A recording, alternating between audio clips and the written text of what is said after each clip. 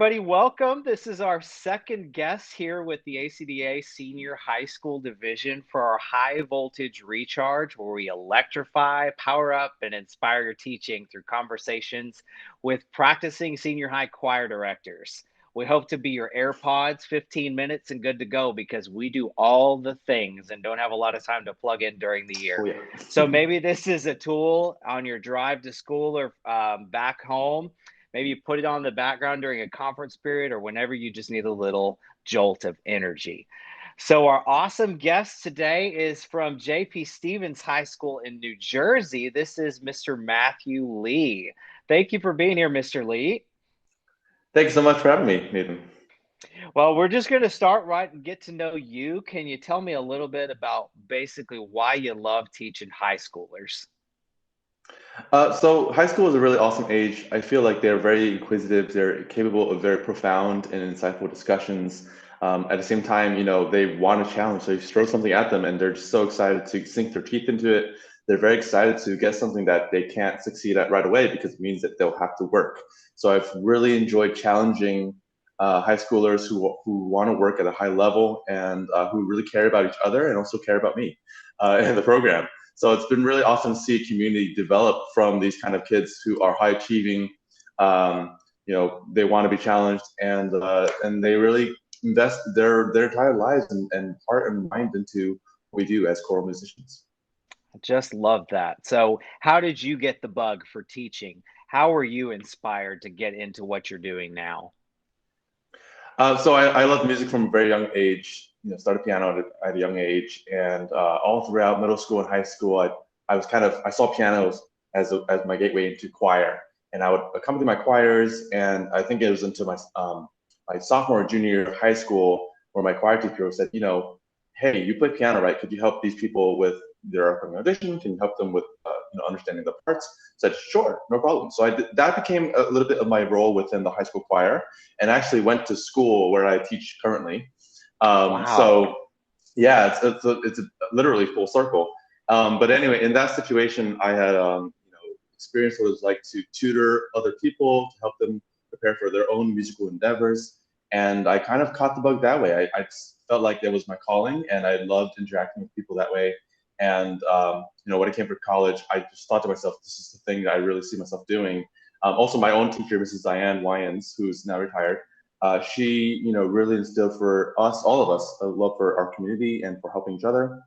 And another thing that really drove me into becoming a choral director was this misconception that sometimes exists. I know that a lot of people listening to this might have this pet peeve, but when people say, "Oh, they're musicians and they're singers," I really resented that, and I said, how can we turn that narrative around? So initially, what I thought was, I'm going to teach singers how to read music, and that will make them musicians. But in my mind now, I've come to see that singing and making music is more than just about reading, because that's just a very Western focused approach. Whenever you talk to a great orchestral musician, or when you listen to Yo-Yo Ma or someone like that, they always try to emanate the human voice. So human voice in that respect is just so expressive, and it's just so central to our human experience as musicians. And so now my definition of what it means to be a musician has changed a bit. I still firmly believe that musicians and singers should be the same thing, but that's why I'm here. And I love inspiring and hopefully inspiring and creating community for my students and creating connections through music. Such a profound statement. Just love having teachers out there like you, just inspiring and creating just these wonderful communities of passion. That's awesome. Thanks. So, full circle, like you said, you're walking into your alma mater at your Mhm. high school. Can you tell me a little bit about what your choir program looks like at your typical day in your school? Sure, yeah. So I have 4 periods of choir throughout the day, and we have a period system, so it's I think about 8 classes a day. So by half of my day is just 42-minute periods.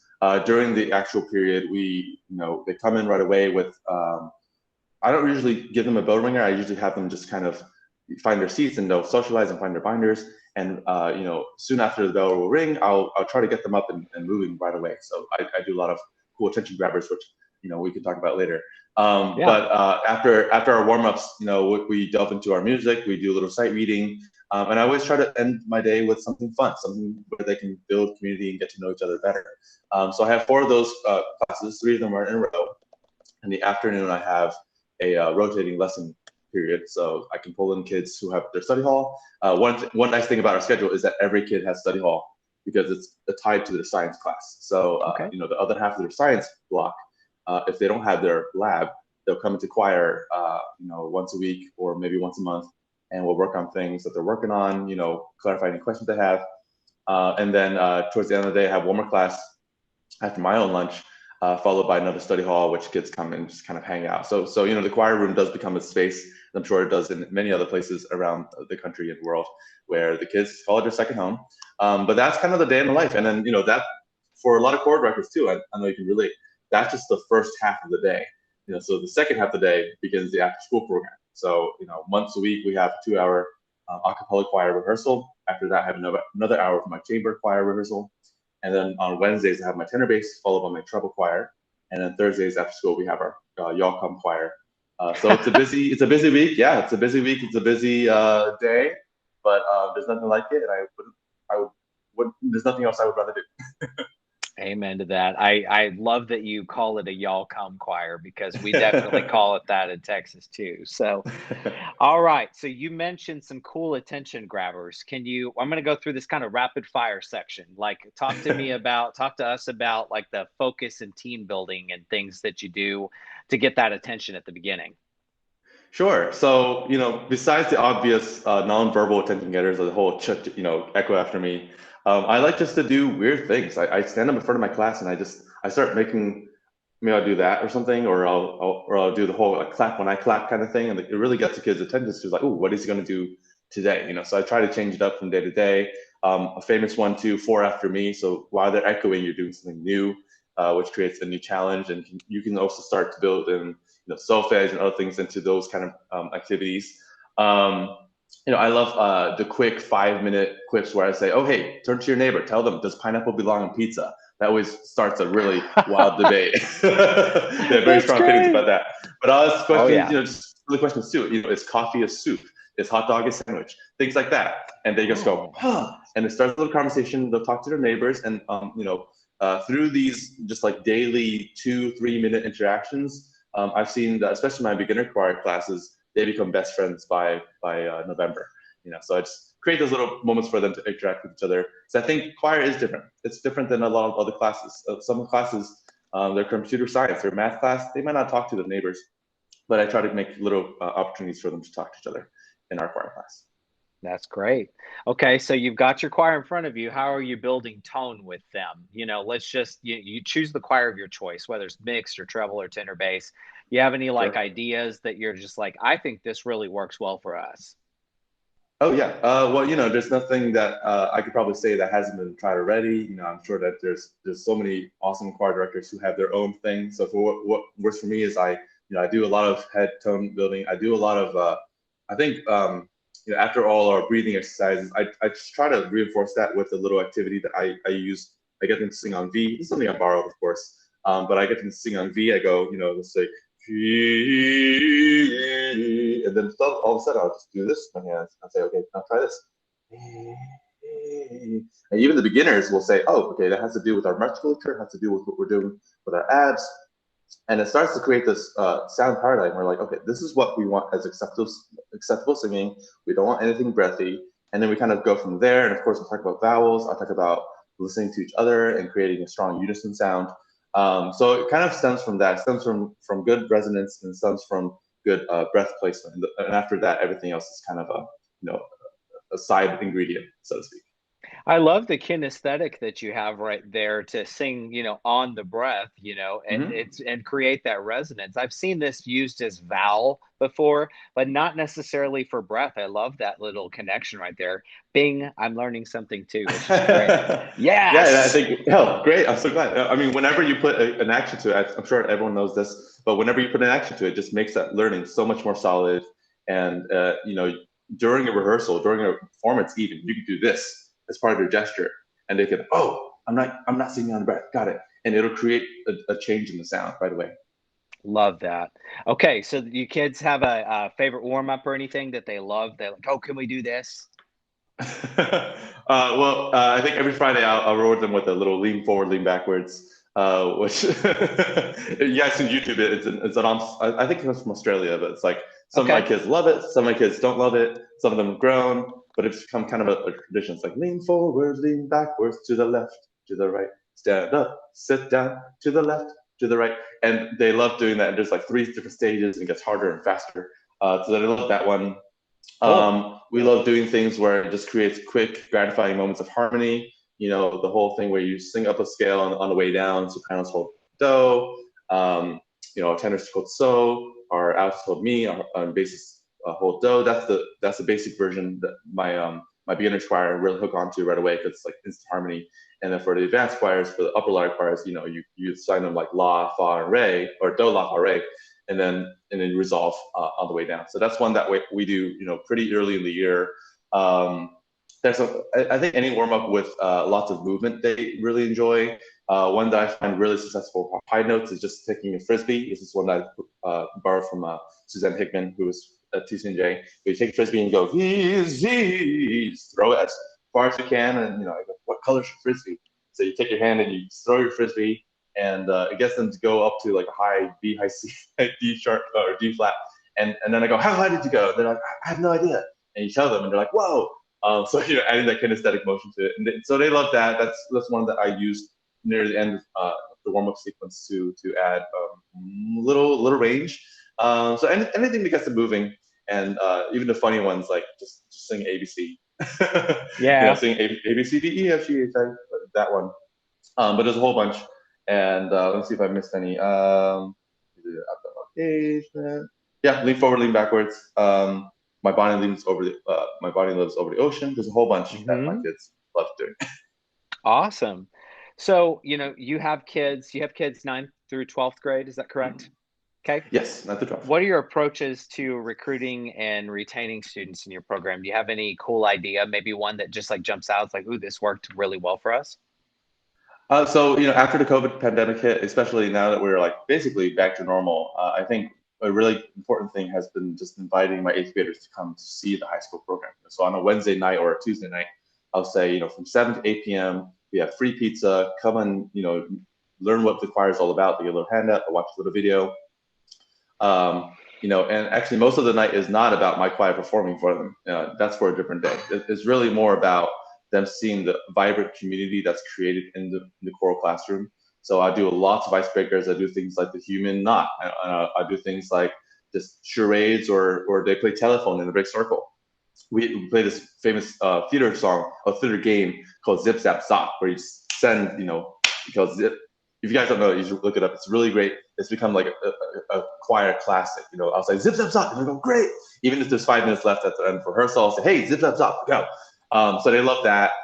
So we play these games in a big circle or in little groups.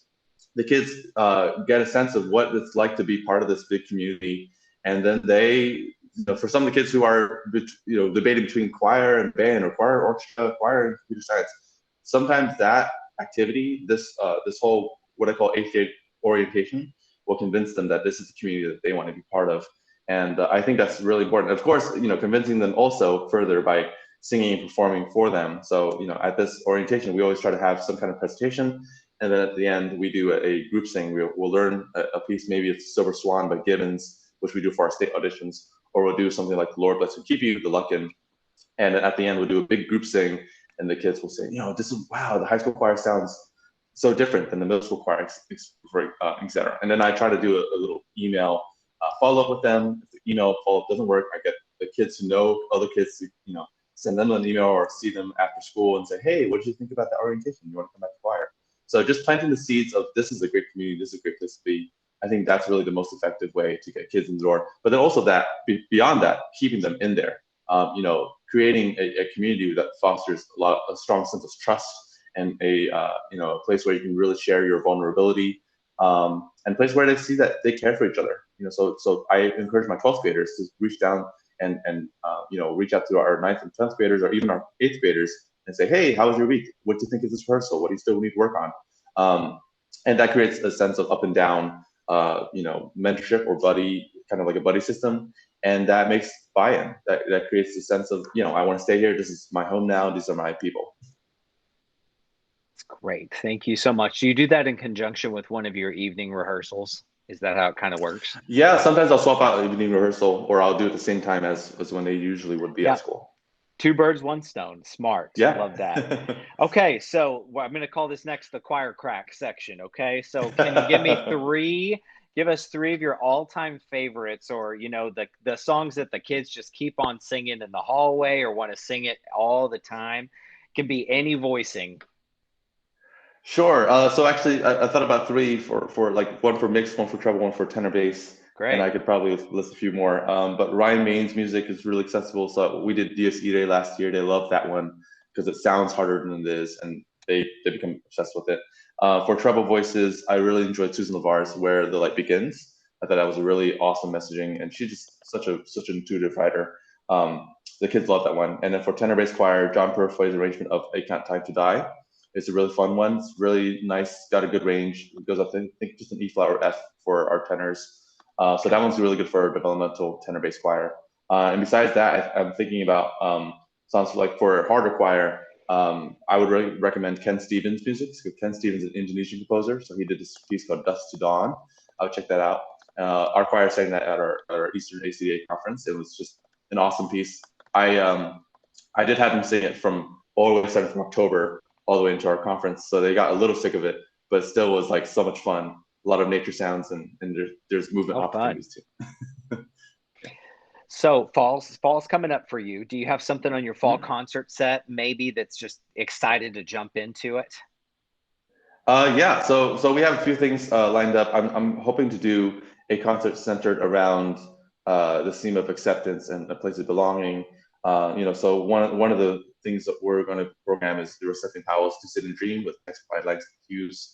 I'm also really excited to do a piece by Mark Burrows called "Until All of Us Are Free," which is by Emma Lazarus, the text by Emma Lazarus, that none of us are free until all of us are free. So I'm just kind of going around this theme of feeling like they belong. And something interesting about my community, the choir which I serve, is that most of them are descended from immigrants. So a lot of them are Wow. second generation immigrants. A lot of them are South Asian. So I feel like even though this text might have been written about Ellis Island, they can still relate to it because they're saying, what is it going to take to have true justice, true equality in our country? So that's something. And then one thing I'm really kind of scared, but also excited about, nervous and scared is a good way to put it, is Sandra Choi, who's a Filipino composer. He wrote this piece called "The New Colossus," also with text by Emma Lazarus. It is really, really difficult. I'm really excited to learn that one. And the story about give me your tired, you're broken, you're free, huddle masses. I feel like that's such a strong, resonating message for my kids. So I'm really excited for that piece as well. Great. Okay, Mr. Lee, think back on your first year teacher self. We have some new teachers looking for tools for success. What would you give your advice to your first year teacher self? If I could go back in time and talk to my first year teacher self, oh wow, that's a big one. Well, first of all, I'd probably say just to be patient with yourself. I think, a lot of people when they graduate from their undergrad, they say, I'm ready to change the world. I'm ready to go into the classroom and become the best choir teacher ever. And the truth is that it takes a lot more time and a lot more failures in order to find any semblance of success. I think if I could go back and do it again, I would tell myself to focus more on the community and the connections between the kids and myself rather than just, going for that quality program, which is, of course, is important. We won't argue that having quality important isn't important. But even more important is creating that environment where you feel like you can share with them, they can share with you, they can really rely on you as a resource and as another adult in their life who cares about them. I think that's rare. They don't always find that in their other teachers. So creating that community is really important, but also going back to my first point of just being patient with yourself. Being a skilled teacher has a lot to do with understanding your own routines, what you expect, conveying those expectations to your students clearly, making sure that what you do is fair and centered on student experience rather than your own ego or pride. Like when you program music, it's all about the choir you have, not the choir you wish you had. So thinking on those factors and just making it all about the student rather than any ego or any selfish motive I think is really important. But most of all, being patient, because I was like, oh, I just can't wait to do this awesome repertoire. And after 10 years, I'm like, actually, I had to fail. I had to make all those mistakes in order to get to where I am. And I'm sure that a lot of other teachers can relate to that. So just being patient, taking time to build that community, and emphasizing community in our choir classroom. Matthew, you just exude so much passion, and it's very clear. I know we're just meeting each other, but you teach kids music in that order. Like the community Yes, comes first, and by building that vulnerability to make music comes open. So yeah, inspiring totally. to get to hear your story. Thank So, you. in addition to being a choir director, it's hard to find that balance, but, how do you have any tips that have worked for you to try to find that work-life balance a little bit? So that's something I'm working on. Yeah, me too. Definitely, yeah, like trying your best to turn off the email on the weekends or even after school if you can. Asking myself, can this wait, or does this have to be done now? If the answer is has to be done now, then okay, I'll do it. But if it can wait, or if I can delegate it to someone else doing that, I think that's a really big part of it. Also, as speaking of delegation, I've in recent years created a larger and larger student council of sorts in my choir program, and they really love taking on a responsibility. I think it's really important for the choir director to not do everything. As much as we are naturally control freaks, it's important for us to kind of pass the baton. Sometimes we're like, okay, I'm spending my entire prep to stapling these pieces of music, whatever, or stapling these packets. I could be doing something else, So just kind of realizing that, your brain is more valuable than that, your time is more valuable than that, and it's also really important to recharge after school is done, after a long rehearsal. I don't want to get home and start listening to and commenting and making a new plan right away, at least not every day. I want to create and carve out that time for myself, for my family, just to kind of relax and recharge for the next day. So setting those boundaries is super important, and delegating tasks when you can. Those are great reminders and great advice that we all need to hear, no Okay. matter how long we've been teaching. So, all right, last question before we wrap it up. Who's somebody that you're inspired by that's a colleague of yours? Maybe they're nearby, maybe they're in another state, but who do we need to get to know that inspires you as a high school choir director? Wow, there's a lot of people. One person I would say definitely reach out to is Amanda Haslett. She's from Connecticut. I can send her email to you right away. Great. She's just a really compassionate teacher who has an awesome program. Just one example of, like, even if you don't have an amazing support or amazing funding right away, you kind of fight for it. You go after it proactively. She really gets an awesome, not just awesome product from her students, but also just an awesome community. She really builds a place that's respectful and really high caliber. Another person I would really recommend that you reach out to is Evan Powers, who's a classmate of mine down at FSU. Evan Powers, who teaches in Orlando. He is kind of a rock star in the Florida music scene. He does a lot with pop loops. He engages middle school students really well. And he's just like an energetic person to watch and to learn from. So I've really had a privilege of knowing him down in Florida. So I would recommend those people. Definitely reach out to them, and it's just what makes them tick is like it's just really incredible. And colleagues of mine who there's so many that I can't name in this short segment who inspire me to do better because I see what they're doing, and I hear about the communities they're building, and they're making big differences in the lives of their students. Well, beautiful. Thank you for those. It's hard to narrow it down to just a couple or one or two. So we're inspired by so many. Well, we're certainly inspired by you, Mr. Lee. And Oh, thank you thank you, for Dr. Lee. sharing your wisdom and your expertise. And we wish you all the best for that fall concert and the rest of your school year. Thank you so much. Good luck Thank to you too, you. and good luck to everyone. Thanks so much.